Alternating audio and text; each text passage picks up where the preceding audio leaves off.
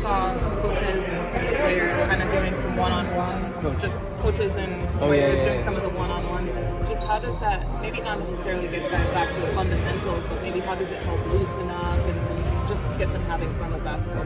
Yeah, I think this time of the year, just people understand NBA season can be long, and if you have kind of a good spirit at this time of the year, it helps. Guys wanting to be in the gym, playing one-on-one is always a fun thing, whether you guys playing against each other or against the coach. Epe can still block some shots.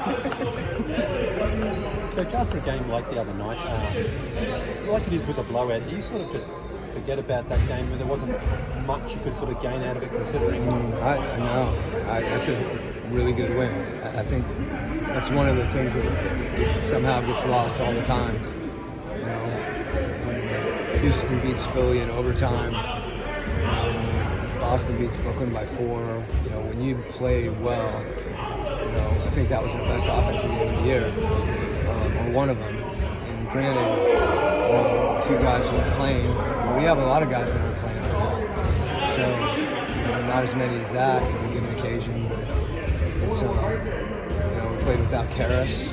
So for us to be able to do some things, I think you want to recognize them and carry them over, no matter when they're happening.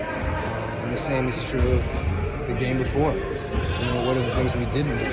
So when you see, kind of a lack of execution, and then you see that change, that's a really good thing. At least your guys are still focused on improving.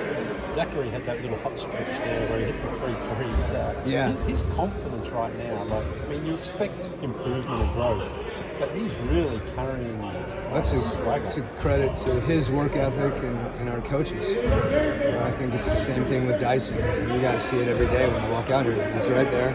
Dyson's right there. Nico's right there. And they put the time in, and they're working on the right things. I think it's one thing to just, be out and spend time in the gym. It's another thing to be really intentional about your work.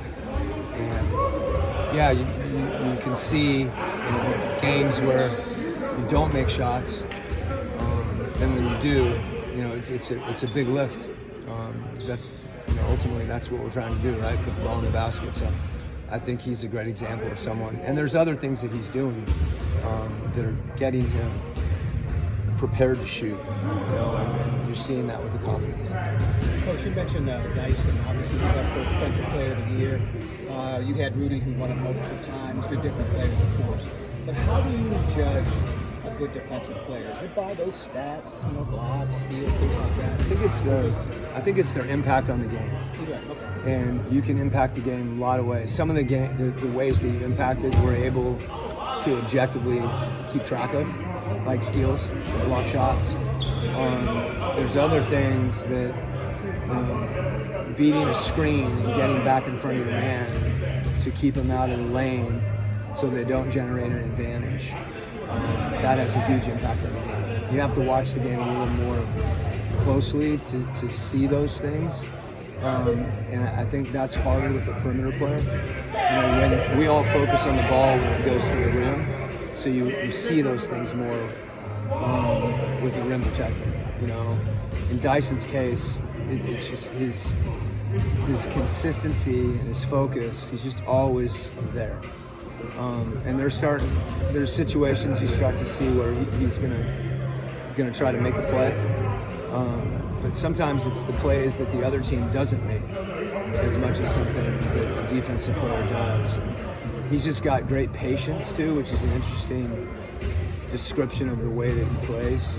You can see his poise and his patience in a possession where he doesn't take himself out of position unless he feels like it's to his advantage. His steal against Memphis in the last second, was that just... Yeah, I think what happened, it's to me it's a little bit analogous to baseball, and that a hitter, every at-bat learns a little bit more about a pitcher. And then there's a certain time when they're able to anticipate, a pitch, and boom, it's a home run. I think in Dyson's case, over the course of a game, he's able to measure, the person that he's guarding, and then when he sees an opportunity at the right time, he takes advantage of it. And the fact that it was the last play of the game and what happened after it, the pass was amazing too. That's just a business. Yeah, so he knew that one too. Terrence, Karras must have known he was going to steal it because he ran pretty quick. I've never seen a Euro step win a game, but hey, it's got to be. There you go. Yeah, he did that in Dyson's honor, even though he's Australian. It's an international step. And Coach, kind of going off of that, just with Dyson's deflections and his steals, he also doesn't commit a lot of fouls. Just what do you see out of him just not, being able to do that effectively and not commit fouls? It's a really good point because fouls, you don't recognize their impact on the game. Not only for him personally, it obviously could potentially take him out of the game, but team fouls add up. And when teams get to the free throw line, it has a huge impact on the game. And he's able to impact without doing that. And I think, again, it goes to a little bit of his patience, and it's just his understanding of, where are the situations that have the most negative impact, on your defense. And he's able, sometimes it requires him to make a play, and other times it requires him to just be solid. He can differentiate.